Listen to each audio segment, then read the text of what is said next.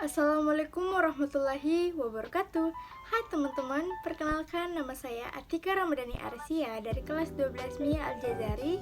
Di video kali ini saya akan membahas tentang pembelahan sel mitosis dan meiosis. Untuk itu, tonton sampai habis. Baik, tapi sebelum itu perlu kita ketahui apa sih itu pembelahan mitosis.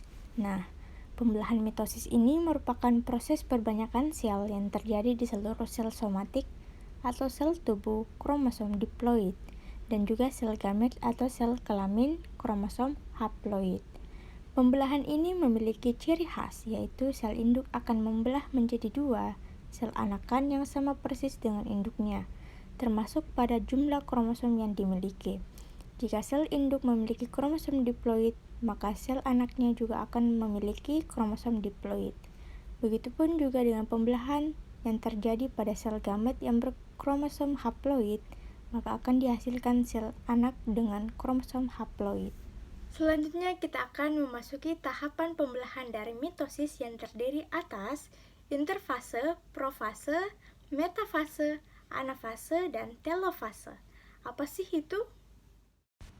Tahap interfase terbagi menjadi tiga, yaitu fase G1 atau gap pertama, fase S atau sintesis, dan fase G2 atau gap kedua. Fase G1 disebut juga dengan fase pertumbuhan dan perkembangan sel. Hal ini ditandai dengan berkembangnya sitoplasma atau cairan sel, organel sel, serta sintesis bahan-bahan yang akan digunakan untuk fase berikutnya, yaitu fase sintesis. Nah, pada fase sintesis, terjadi replikasi atau duplikasi DNA sebagai materi genetik yang akan diturunkan kepada sel anak, sehingga nantinya akan dihasilkan dua salinan DNA. Fase terakhir yaitu fase G2 atau gap kedua, replikasi DNA telah selesai. Terjadi peningkatan sintesis protein sebagai tahap akhir persiapan sel untuk melakukan pembelahan. Selanjutnya, tahap profase. Proses yang terjadi pada tahap profase antara lain yang pertama yaitu kromosom yang tersusun atas benang-benang kromatin mulai berubah bentuk, yang semula tipis dan panjang akan memendek dan menebal. Yang kedua, nukleus mulai melebur.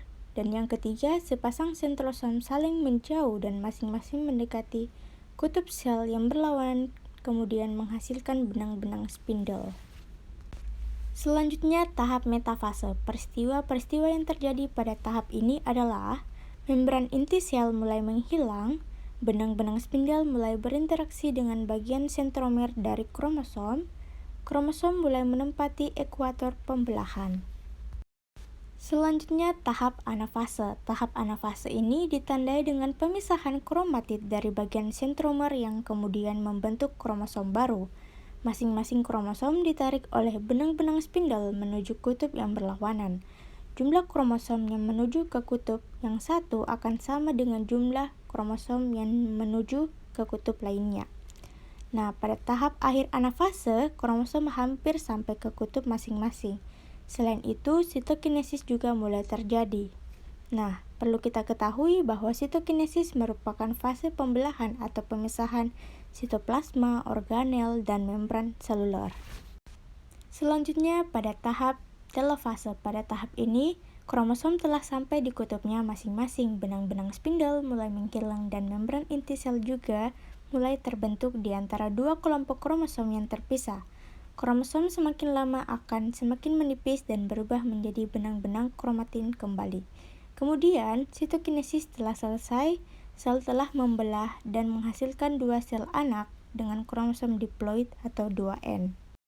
Selanjutnya, pembelahan meiosis. Pembelahan meiosis adalah pembelahan sel yang menghasilkan 4 sel anakan yang masing-masing sel memiliki separuh dari jumlah kromosom sel induk.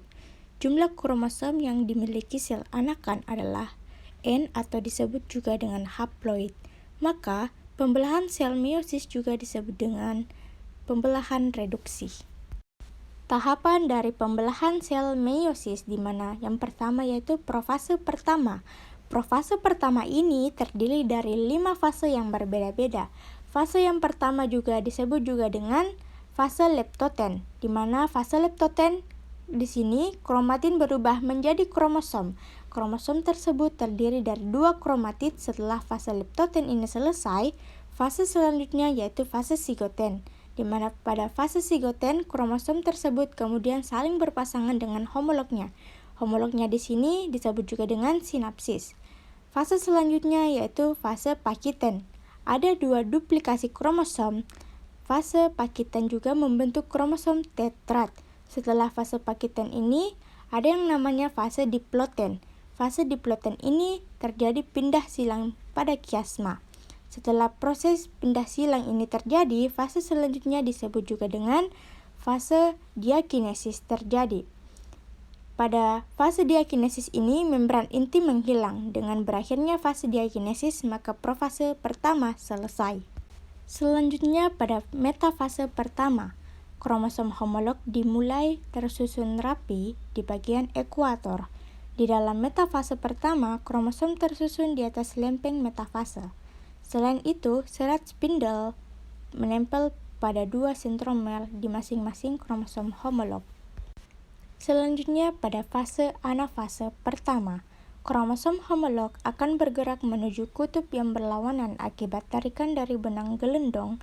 Selain itu, juga akan terjadi reduksi kromosom. Proses selanjutnya yaitu telofase pertama. Di sini terjadi membran inti mulai terbentuk kembali dan terjadi yang disebut juga dengan sitokinesis. Sitokinesis merupakan kondisi ketika sitoplasma dari suatu eukariotik sel membelah menjadi 2 sel anak haploid atau N.